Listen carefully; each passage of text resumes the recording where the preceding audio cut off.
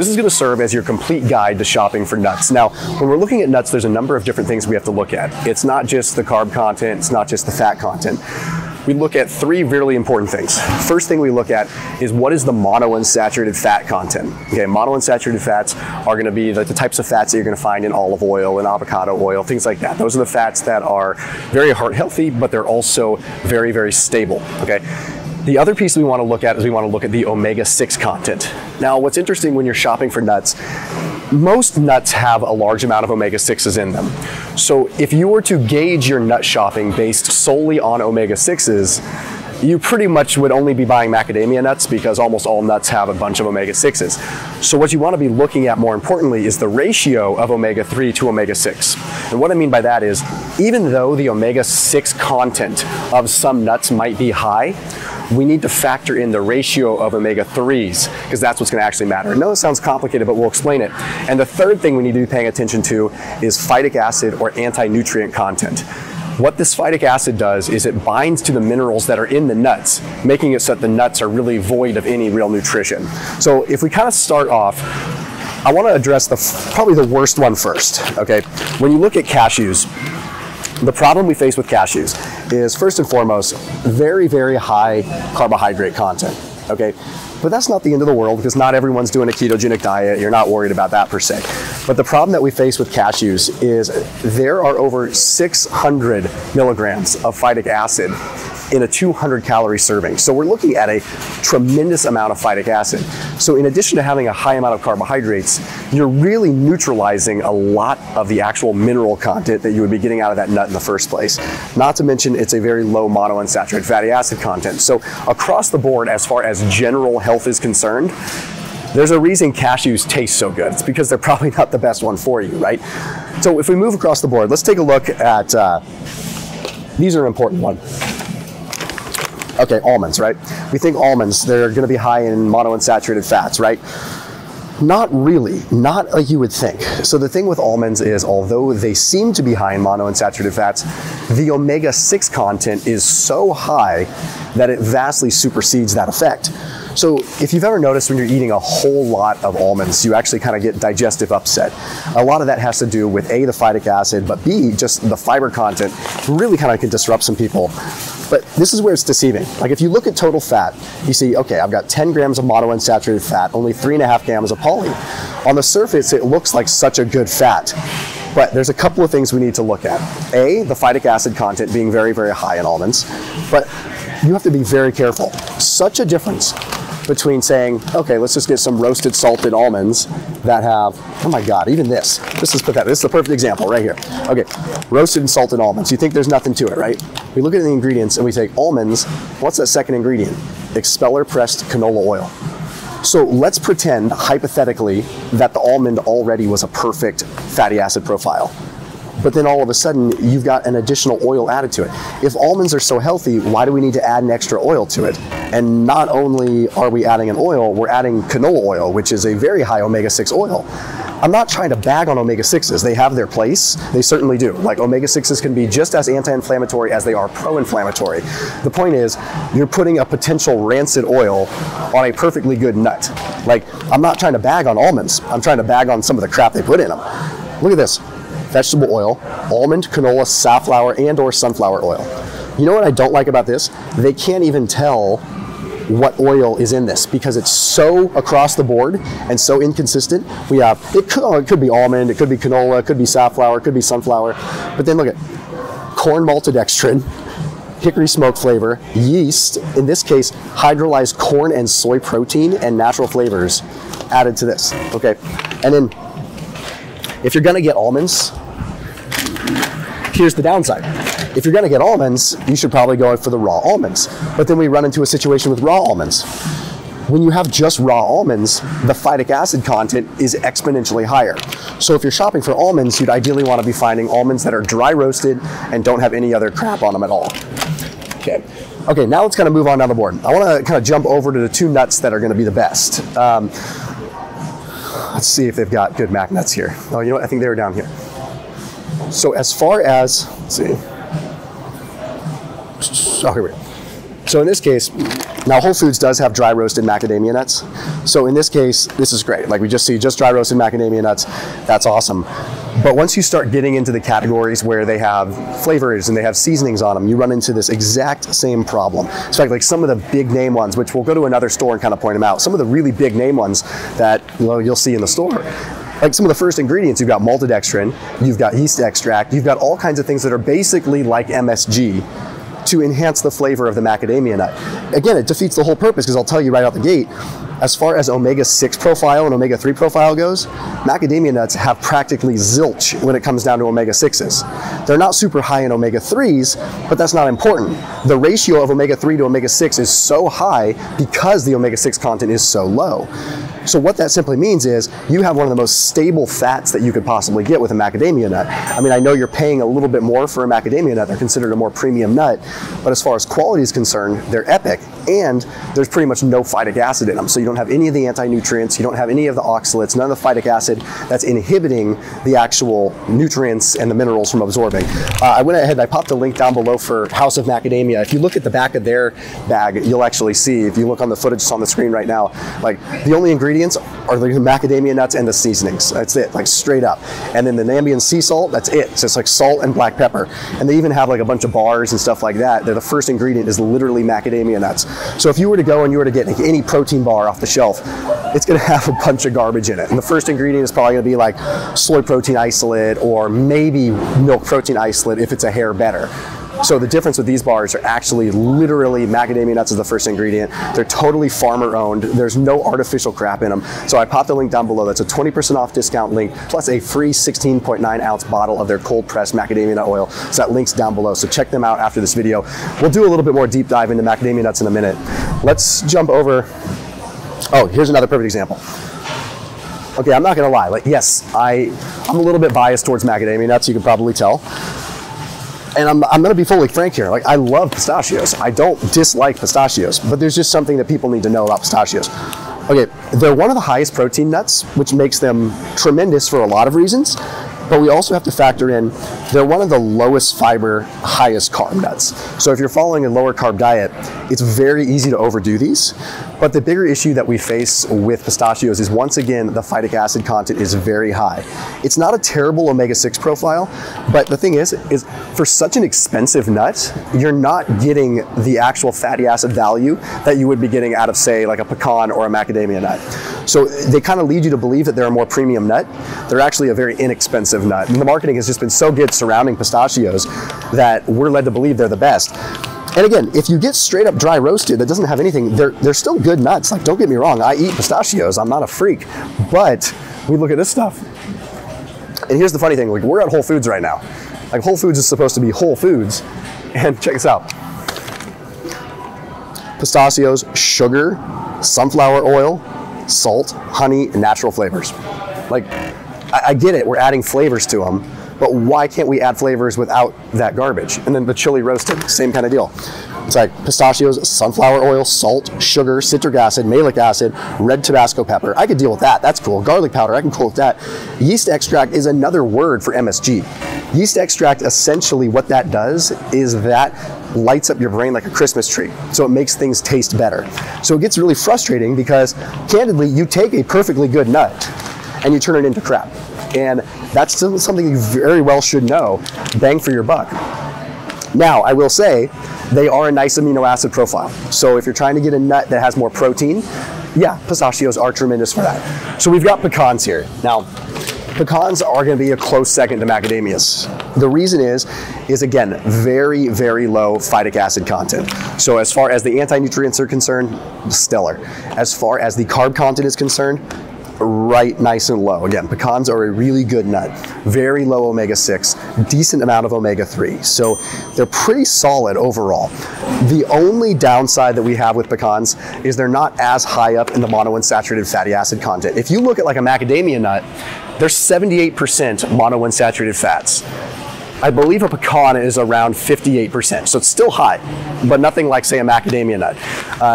So this is going to be your next best nut. Also very easy to digest and decent amount of soluble fiber.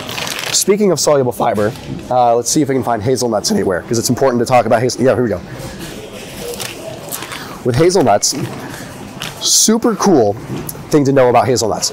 Ultimately a very low net carb nut as well. 5 grams of carbs, 3 grams of fiber, so only 2 grams of net carbs. One of the highest phytate nuts as well. So again, what happens with phytic acid is if, let's say you have a bunch of really great minerals in this nut, okay? What's gonna happen is those minerals, the zinc, the selenium, even the choline, these are gonna get bound up by this phytic acid. And what happens is it chelates and it makes it so those minerals never get absorbed. So really the only thing you're getting out of hazelnuts is going to be the fat, but you're also getting a little bit of fiber. And hazelnuts are unique because they have a soluble fiber, which means that they're a little bit better on the digestive system, a little bit better for the actual fiber than a lot of the other nuts out there. So they definitely have a good place. It's just that phytic acid content really kind of messes things up. Let's see, move into, we have to address walnuts here. Check this out. Okay, they always say like walnuts are good for the brain, right? Because they say they're high amount of omega-3. When you're talking about omega-3s with nuts, it's really, I always say it's pretty much worthless to even pay attention to the omega-3 content. You need to be paying attention more so to the low omega-6 content. So even though walnuts are high in omega-3s, there's not that much overall. They're just high compared to other nuts. You would get exponentially more omega-3s by having like a fraction of a tablespoon of flax seeds than you would by having an ounce of walnuts, right? Now, where walnuts do come into play, where there's a little bit of a benefit, is again, we've got a decent amount of fiber in them, so they're a pretty low carb nut, okay? Also, the type of omega-3 that's in them is alpha linoleic acid, which is a really good fatty acid that's good for the brain. So we do have that benefit. It just gets canceled out by literally the highest amount of omega-6s in any nut. So it's kind of funny. It's the highest omega-3 nut, but it also is the highest omega-6 nut. So by ratio, it's actually the worst. That's what's so funny, is we tout them as an omega-3 rich nut when they're an omega-6 total bomb. Okay, so as far as wrapping up whole foods, I would say the best options that you can go for are going to be straight up pecans and macadamia nuts. Those are going to be the best. And again, I popped the link down below for House of Macadamia for those macadamia nuts if you want to try them. Okay, next best are going to be the hazelnuts, but you want to just get them straight up roasted. Okay, next up is going to be the raw almonds, not the roasted ones, because we've seen here the roasted ones are loaded in vegetable oil. Okay, and then kind of down the line from there, then you can go with the other ones. Then you've got the cashews. Pistachios, again, I could put them into that category. I'd probably put them somewhere in the middle as well, but they're so high carb, it makes them really not too advantageous when it comes down to fitting your macronutrient ratios that you're looking for. Let's go ahead to another store and look at some other stuff. Okay, so now we popped by just a regular grocery store because not everyone has, a Whole Foods in their neighborhood. And I just wanted to address a few of the really important ones. For example, people talk about peanuts all the time. Peanuts technically aren't a nut, they're technically a legume, so it's a completely different category, ultimately. Now, peanut oil in and of itself is not one of the worst oils when it's in a nut form. What ends up happening ultimately is, and peanut oil is used in cooking and things like that, typically it's rancid. It's an inexpensive oil, so you'll see it in cooking a lot, and that's where it's really a problem. So I don't have a tremendously negative connotation over peanuts. I just think that a lot of times, just because of the histamine reaction that people have with them, they don't really sit well with people. And they're obviously very easy to overeat. And most people are not just eating regular peanuts. Let's kind of take a look here. Again, these are going to be roasted peanuts. Okay, this is like a mixed nuts. So this is a little bit of a rough example there.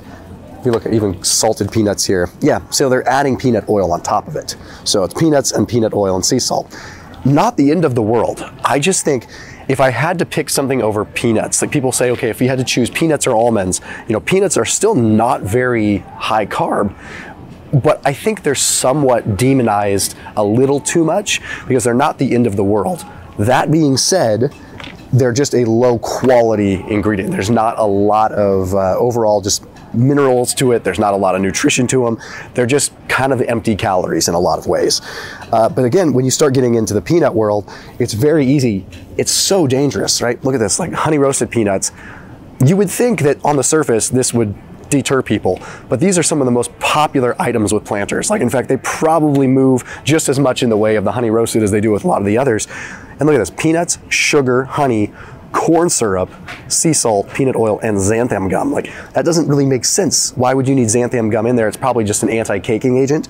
But anyway, anytime you're combining copious amounts of fat and copious amounts of sugar at the same time, this does something very different to your brain. Okay, so when you have hyperpalatable fats, that makes one region of your brain sort of light up and get kind of a dopamine hit from it. When you have something sweet, it hits another region of your brain and it lights it up. So from an evolutionary standpoint, it was very rare for us in an ancestral time to ever come across something sweet and high fat at the same time. That's not really a natural occurrence. Think about it. Where does that occur in nature? So when that happens, you trigger your brain to light up like a dang Christmas tree because you've lit up the carbohydrate side and the fat side. That's a very colloquial way of putting it, but essentially that's what's happening as far as hyperpalatability. So it's extremely dangerous to be able to overeat these like mad. So just exercise caution, anything like that that's kind of sugar and fat at the same time. I wanted to point this out because they didn't have them at Whole Foods, but like Mauna Loa macadamia nuts, like these are super popular.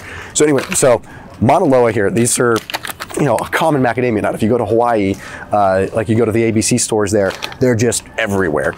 And you know, don't get me wrong, like they have some that are just straight up macadamia nuts, but most of them, like Maui onion and garlic powder, which is onion powder, salt, corn malted extract, dextrose, garlic powder, yeast extract, parsley, canola oil.